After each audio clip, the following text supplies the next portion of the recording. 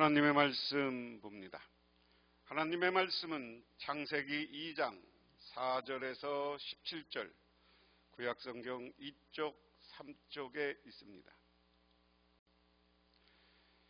이것이 천지가 창조될 때 하늘과 땅의 내력이니 여호와 하나님이 땅과 하늘을 만드시던 날에 여호와 하나님이 땅에 비를 내리지 아니하셨고 땅을 갈 사람도 없었으므로 들에는 초목이 아직도 없었고 밭에는 채소가 나지 아니하였으며 안개만 땅에서 올라온 6절 다시 안개만 땅에서 올라와 온 지면을 적셨더라. 여호와 하나님이 땅의 흙으로 사람을 지으시고 생기를 그 코에 불어넣으시니 사람이 생명이 되니라.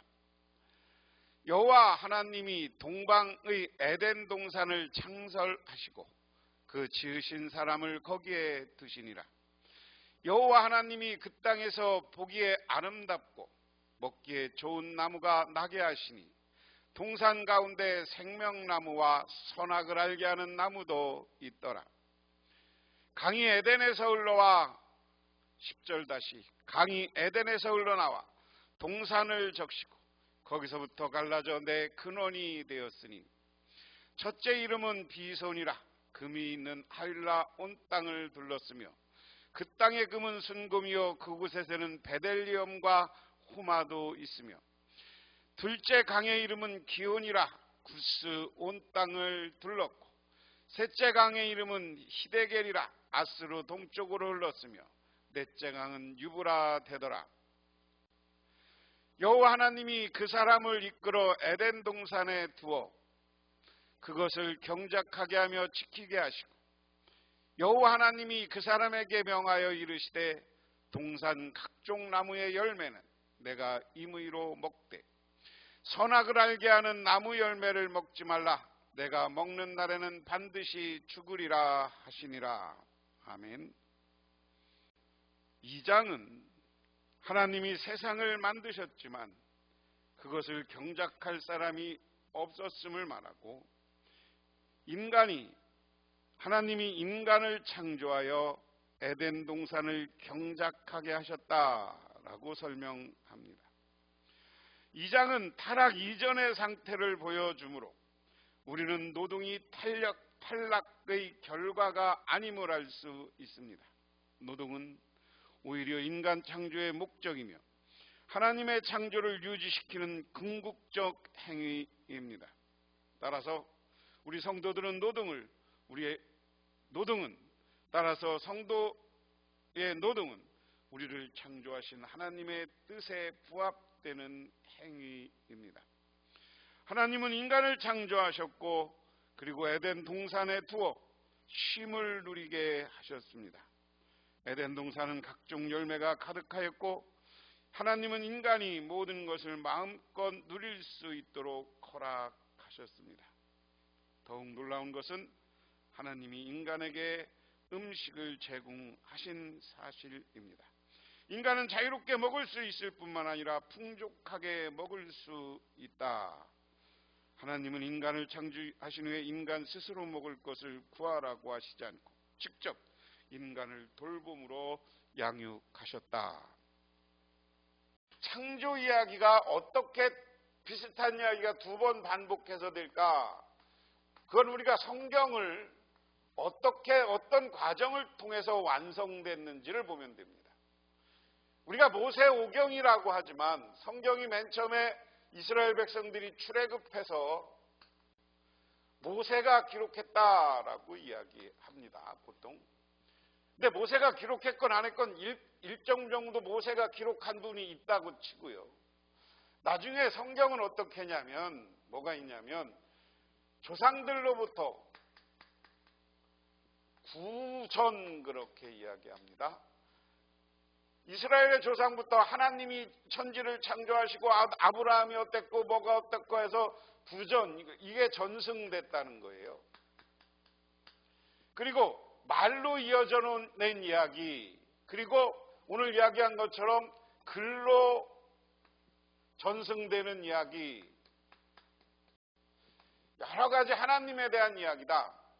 그런데 오늘 성경은 하나님의 말씀이지만 어떤 측면에서 성령이 사람들에게 감동해서 성경을 썼다고도 하지만 이 성경이라는 건 어떻게 됐어요? 오랜 역사적 과정을 통해서 완성된 겁니다. 성경은 그렇게 해서 완성됐어요. 그러니까 구전과 전승 과정이 있고요. 이것을 나중에 편집한 과정이 있어요. 최종적으로 어디서 이스라엘 백성들이 구약 성경 전체를 편집했냐라고 할 때 이것은 나중에 바벨론 포로기다 이렇게 이야기합니다. 왜? 이스라엘 백성들이 지금까지는 맨날 하나님 앞에 성전에서 예배 드리고 하나님을 만나고 하나님의 뜻을 이야기했을 때는 직접 하나님의 음성을 제사장들을 통해서 들으니까 그렇게 성경이 있어야 된다는 생각을 많이 안 한 거예요. 그런데 바벨론이라는 곳으로 포로로 잡혀갔어. 그런데 귀족들이 많이 잡혀갔어요. 백성들은 흩어지고 귀족들을 잡아갔단 말이에요. 귀족은 이스라엘에서 가장 큰 귀족은 누구였느냐? 제사장 그룹이야. 그 배운 사람들이야. 제사장 그룹이고 글을 아는 사람들이에요. 이 사람들은 성경에 대해서 가르쳤던 성경 선생이기도 해요. 그래서 왜 그랬을까? 그러면서 그들이 예언자들의 이야기나 여러 역사적으로 예언자들이나 이런 사람들이 한 이야기를 보면서 자기들이 망한 이유는 우리가 하나님 앞에 죄를 졌기 때문이다. 그래서 죄에 대한 심판이고 이 심판은 우리를 다시 바벨론 포로를 통해서 훈련시키고 새로운 하나님 나라를 만들어 주실 것이다. 여기 속에 메시아 대망 사상이 있어요. 이렇게 해요. 그런데 포로기에 편집을 여러 가지 글로 전해지는 이야기 그리고 조상들로부터 들은 이야기 이런 이야기인데 창조 이야기가 다양한 이야기가 있는 거예요. 다양한 이야기가. 우리 하나님은 우리가 1절에서 2장 4절은 제사장자인데 다 말씀으로 다 모든 걸 이루는 하나님. 그렇지만 많은 사람들에게 하나님 창조 이야기를 들었는데 창조 이야기 하나님이 우리를 아기자기하게 우리를 조각하는 것 같은 이야기 이런 얘기도 들려주었고 그들이 가지고 있는 글에도 있어. 그러니까 나중에 이 성경을 최종적으로 편집하는 사람들이 두 개를 다 넣은 거예요. 그래서 재창조선 이런 건 안 되고 그래서 성경은 뭐냐? 성경은 신앙 고백서입니다. 그 시대에 따라서 사람들이 이 말씀으로 신앙을 고백한 것 이게 성경이에요. 그렇지만 성령의 감동으로 고백되었기 때문에 우리는 하나님의 말씀으로 받아들이는 것이고 중간중간에 하나님이 전해준 말씀들이 성경 속에 포함되어 있어. 그래서 전체를 우리는 하나님의 말씀으로 받아들이는 것이다. 하늘과 땅을 창조하실 때 일은 이러하였다. 주 하나님이 땅과 하늘을 만드실 때 주 하나님이 땅 위에 비를 내리지 않으셨으므로 땅을 간 사람들도 아직 없었으므로 땅에는 나무가 없고 들에는 풀 한 포기도 아직 돋아나지 않았다. 땅에서 물이 솟아서 온 땅을 적셨다. 주 하나님이 땅의 흙으로 사람을 지으시고 그 코에 생명의 기운을 불어넣으시니 사람이 생명체가 되었다. 4절 전반절과 후반절로 나눌 수 있는데 전반절은 이것이 청지 창조될 때의 하늘과 땅의 내력입니다. 대체 하나님이 천지를 창조하시니라 1장 1절의 서술과 상응하는 창조 이야기의 틀을 형성합니다. 그래서 여기에서 내력이라고 번역된 단어가 나오는데 이것은 다른 본문의 계보 또는 족보로 번역하기도 합니다. 족보는 일반적으로 A가 B를 낳고 B가 C를 낳는 방식으로 순서대로 서술하는 창세기 1장은 창조가 첫째 날, 둘째 날의 순서에 따라 진행되었음을 보여주기 때문에 저자는 표현을 사용한 것입니다. 4절 후반절은 여호와 하나님이 땅과 하늘을 만드시던 날에라고 언급합니다. 여기에서 앞에 구절과 구별되는 표현입니다. 현재 하늘과 땅이 땅과 하늘로 바뀌었습니다. 이는 단순한 순서 차이가 아니라 기록의 관점에 따라 달라졌음을 보여줍니다. 하나님이 고유한 이름이 언급되었고 하나님은 일반 명사 카세 번역입니다. 한글 성경에는 때로는 신이라고 번역하기도 했습니다. 하나님과 달리 여호와는 하나님의 이름을 가리키는 고유 명사입니다. 여기에 앞서 창조자의 행위가 바로 여호와이심을 가리킨다. 초목이 아직 없었고 밭에는 채소가 나지 않았으며라는 언급은 하나님이 셋째 날에 땅에서 채소 그리고 나무를 나오게 하셨다는 내용과 상충되어 보입니다. 하지만 5장은 땅을 갈 사람이 없으라는 구절과 표현이 아직 사람이 땅을 경작하지 못하는 상황을 표현한 듯합니다. 5절은 하나님이 인간을 창조하신 목적을 밝힙니다. 하나님은 당신께서 창조하신 땅을 갈 사람이 없어. 다시 말해서 경작하기 위해서 사람을 창조하셨다. 여호와 하나님이 그를 이끌어 에덴 동산에 두어 그것을 경작하여 지키게 하시고, 여기서 갈다라는 번역은 이비드라는 말인데 봉사하다, 노동하다라는 의미이다.